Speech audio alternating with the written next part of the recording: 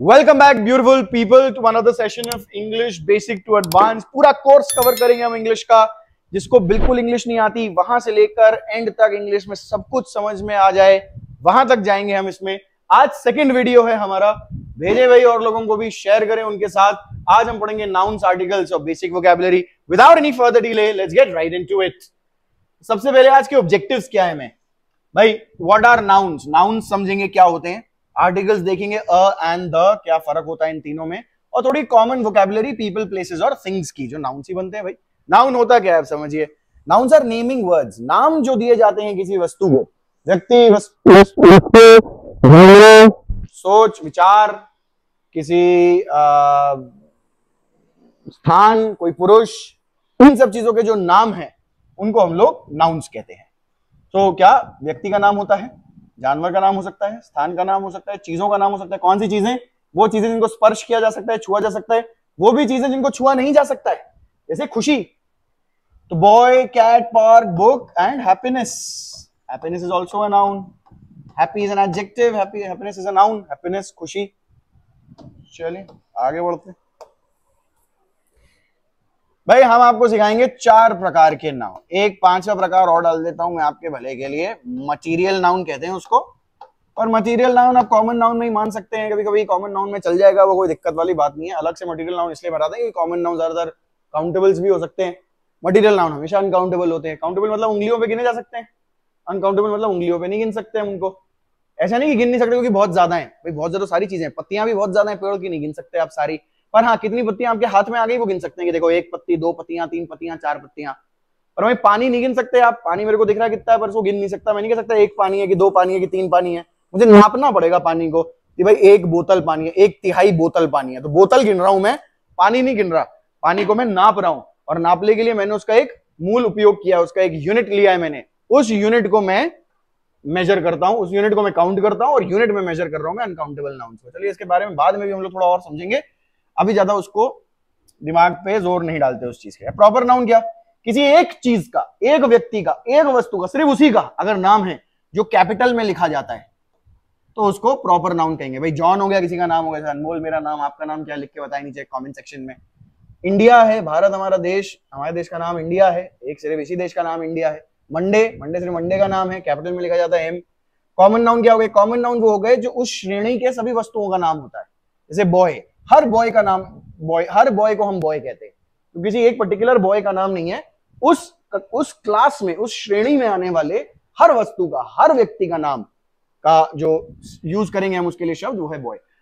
तो बॉय जैसे नाम उसका जॉन है, वो बॉय है, उसका नाम जॉन है। जॉन जे कैपिटल से है, बॉय भी स्मॉल से है। ऐसी कंट्री देश, पर देश का नाम इंडिया। ऐसी डे, डे का नाम मंडे।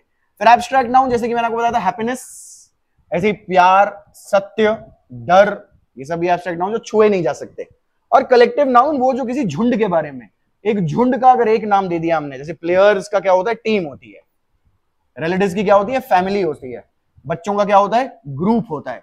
ऐसे bunch of keys, bunch of keys. Keys हो गया कॉमन नाउन, बंच हो गया कलेक्टिव नाउन। ऐसे कलेक्टिव नाउन का एक पूरा लिस्ट होता है, देखेंगे हम, वो भी समझेंगे। चलिए आर्टिकल्स देखिए। अब 3 तरह के आर्टिकल्स होते हैं, अ, एन और द। क्या है इन आर्टिकल्स का विशेषता? अ यूज होता है कॉन्सोनेंट साउंड्स के पहले। कॉन्सोनेंट साउंड मतलब जो भी शब्द हिंदी में उसकी वर्तनी लिखने के पर अगर व्यंजन से शुरू हो रहा है, जैसे ये डॉग है, ड से शुरू होगा ना, डॉग मान लो, डॉग या डॉग, डॉग तो नहीं होगा वैसे, डॉग मुझे लगता है एक बेहतर, dog, dog, dog. I think this is the best way of writing dog, don't you think? I think so. Anyway dog, तो ये ड से शुरू हो रहा है, ड एक स्वर नहीं है, व्यंजन है, उसके पीछे अ लगता है। वहीं अगर ये एप्पल दिखा रहा हूं मैं, एप्पल दिखा रहा हूं, अच्छा यहाँ यूनिफॉर्म देखो, यूनिफॉर्म, यूनिफॉर्म के पीछे क्या आएगा? अ आएगा कि एन आएगा? भाई हिंदी में लिख के देखो किससे शुरू हो रहा है? य पे उ की मात्रा लग रही है, मतलब अक्षर व्यंजन से शुरू हो रहा है, ना कि स्वर से शुरू हो रहा है। स्वर से क्या शुरू हो रहा है? एप्पल। एप्पल देखो कैसे, एप्पल, एप्पल, एप्पल ऐसे शुरू हो रहा है, ये एक स्वर है, एन आ गया। आर, आर, फिर से स्वर से शुरू हो रहा है, स्वर क्या है? अ आ इ ए उ ओ औ।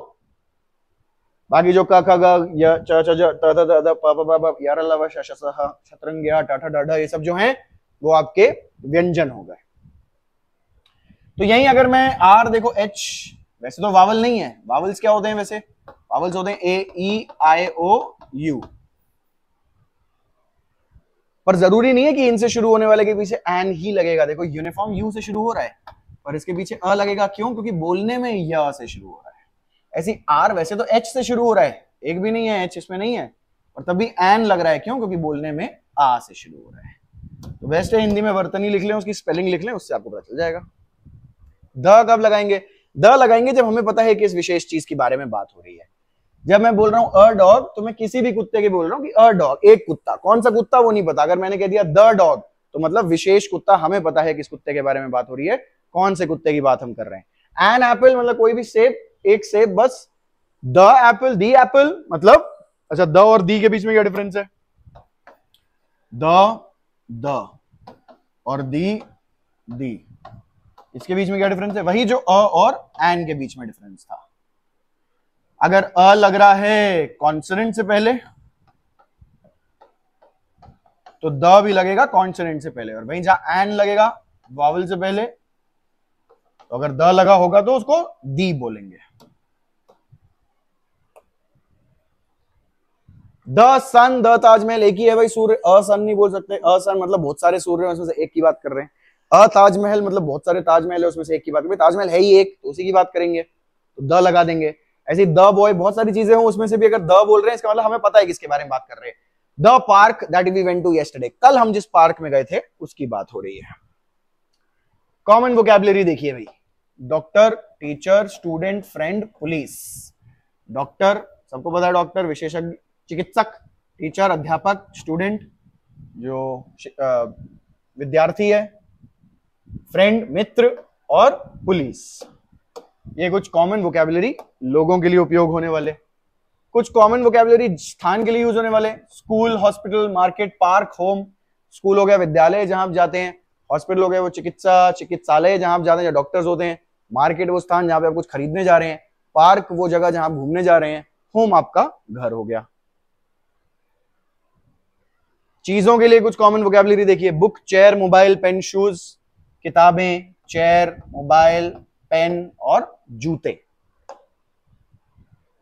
शूज, मेरे साथ बोलिए, book, book, chair, chair, mobile, mobile, pen, pen, shoes, shoes.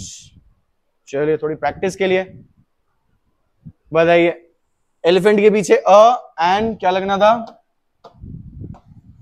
An elephant, क्यों? क्योंकि ए से शुरू हो रहा है, एलिफेंट स्वर से शुरू हो रहा है ना। थोड़े सेंटेंसेस बनाने की कोशिश कीजिए, 5 सेंटेंसेस अपने आप अ एन और द से,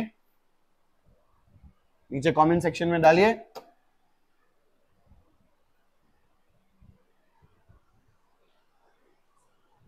अब आप ये घर के अपने लिए प्रैक्टिस, एक कोई भी एक स्टोरी की पुस्तक, जिस भी लेवल पर आप हैं उस क्लास के स्टोरी की बुक उठाइए और उसमें से सारे नाउन्स पहचान कर लिखिए।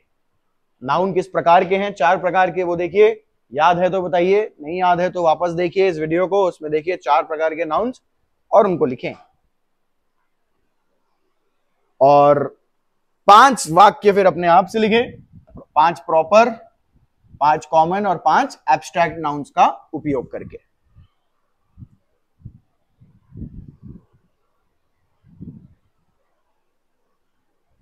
दस नए नाउन सीख कर आइएगा अगली बार, अगली क्लास के लिए।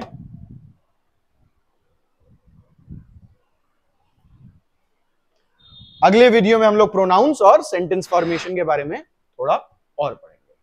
So that's that for today. Thank you so much for joining in and I shall see you in the next one.